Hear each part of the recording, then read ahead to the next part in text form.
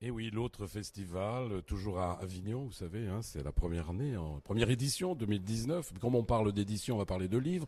Et quand on parle de livres, ben, on peut pas oublier qu'il existe des gens qui sont passionnés par leur métier et d'éditeurs et d'écrivains.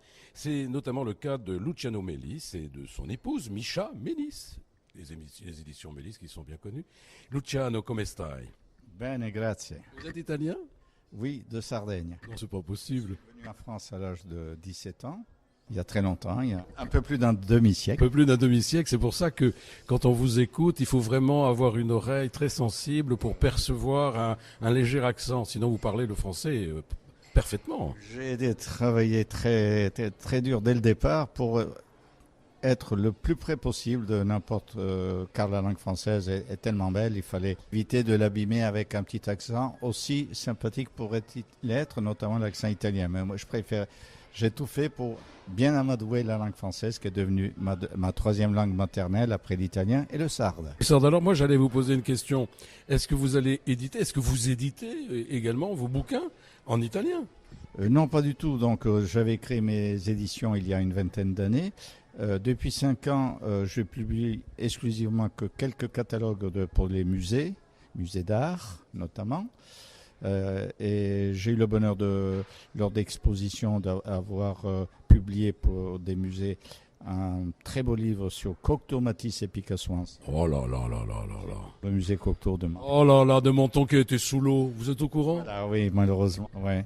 Et le dernier livre de Lucien Clerc que j'ai eu le bonheur de publier, qui est aussi un très très très beau livre que nous avons présenté d'ailleurs après sa disparition avec sa femme et ses 2 filles, une rétrospective au Grand Palais à Paris. Ah bah dites-moi, hein, vous avez une actualité chargée. On va parler de l'actualité du jour, puisque il s'agit bien de l'autre festival, c'est-à-dire la première édition du Festival du Livre à Avignon. Comment vous en avez entendu parler? À travers une amie qui est du même village où je suis né. Vous voulez parler de Rosanna Montis?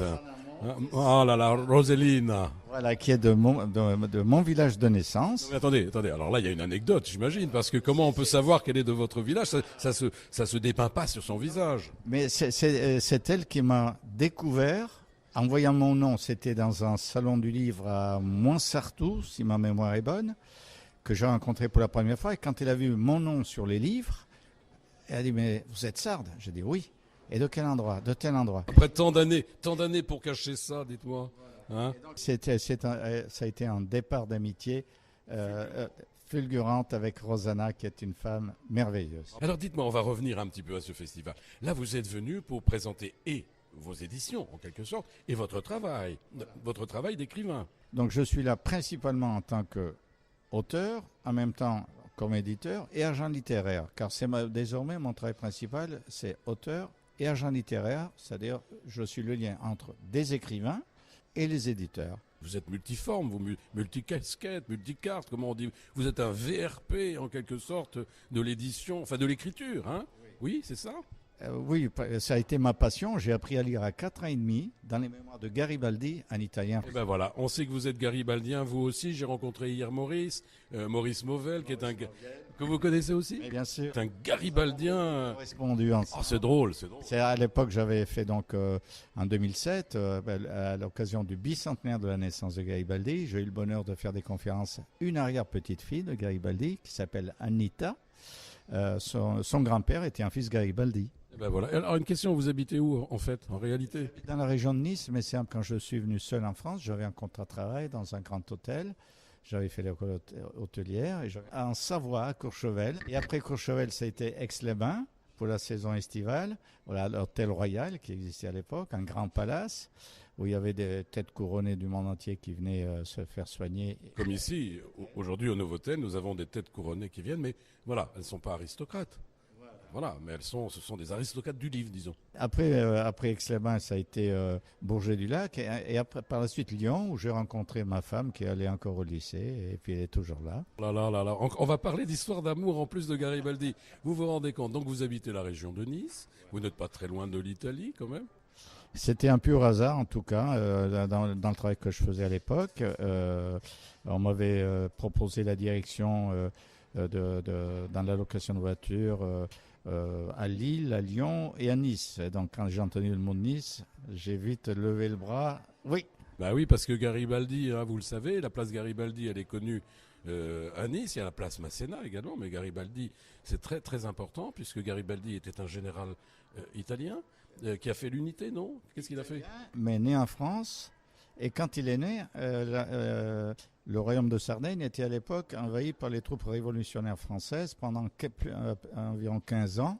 Donc Nice était devenue française par la force. Et Garibaldi est né dans cette période-là, donc il est né français à Nice en 1807, le 4 août. Il connaît tout, hein. Garibaldi, c'est pour moi une grande histoire. J'ai appris à lire à 4 ans et demi dans ses mémoires. J'habitais rue Garibaldi. Garibaldi, j'habite la ville où il est né, et lui, il est mort et enterré dans l'île où je suis né. Attendez, là, il y a un truc qui va pas. Vous l'avez suivi ou c'est fait exprès? Ce sont des coïncidences? Je crois pas aux coïncidences, là. Le titre du livre que je lui ai consacré, c'est Garibaldi, mon héros, où je raconte l'essentiel de sa vie riche en événements. C'est un des plus grands bonhommes de l'histoire du 19e siècle et un des rares hommes de l'histoire qui a été un héros de son vivant. Écoutez, Luciano, vous êtes passionné, hein? Alors, vous allez présenter ce livre-là pendant le festival? Bien sûr. Vous faites une conférence? Non, on n'a pas eu le temps d'organiser ça pour moi. Ça sera pour une prochaine fois. Mais Garibaldi a été le proche de Victor Hugo, de Balzac, de Bartholdi, le sculpteur de la Statue de la Liberté.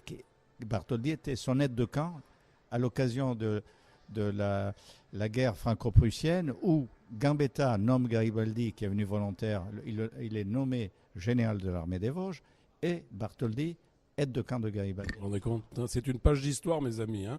Vous entendez bien, une page d'histoire. Mais enfin, si vous voulez en savoir plus, ben vous courez au Novotel, puisque Luciano sera là jusqu'à la fin du festival, j'imagine, et vous pouvez le découvrir. C'est un homme charmant, et il mérite d'être entendu, et pourquoi pas d'être lu. Alors venez. Voilà, c'était Pierre Patrick, t'es content de vous rencontrer, Luciano. À très bientôt. Au revoir.